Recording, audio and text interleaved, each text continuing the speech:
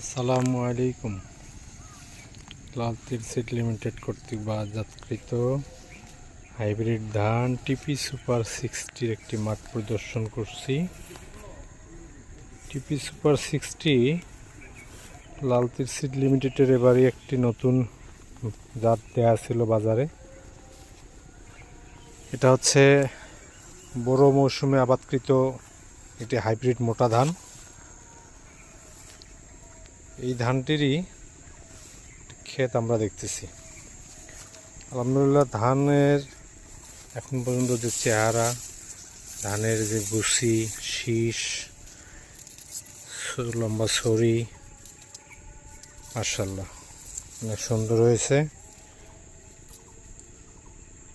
আশা করছি এই ক্ষেত থেকে